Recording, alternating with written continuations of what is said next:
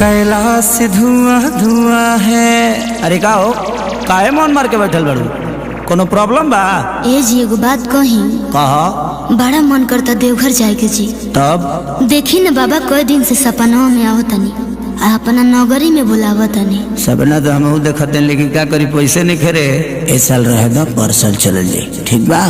गाड़ियों खाली नहीं खींचा तो हम अब की बार ना मानो, हम तो जेबे करब। चुप।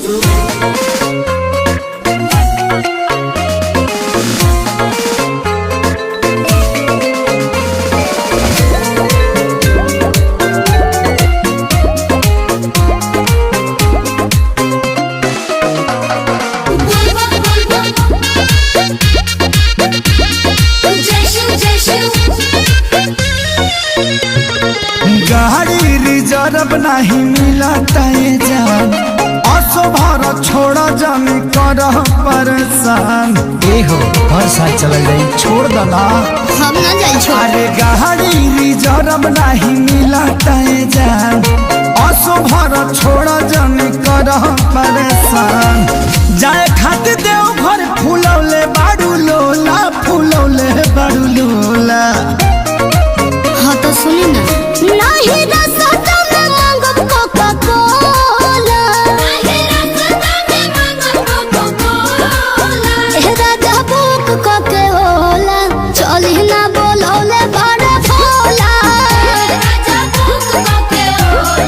चली ना बोलौले बड़े भोला, चली ना बोलौले बड़े भोला।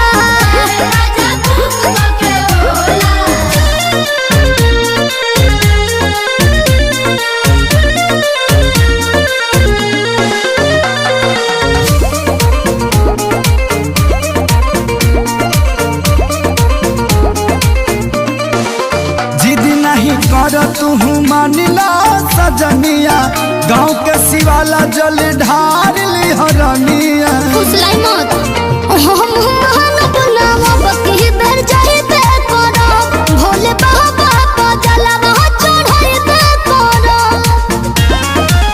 वही साल चली हो कि नाई शंखा पोला, कि नाई शंखा पोला। हाँ तो सुनी ना। नहीं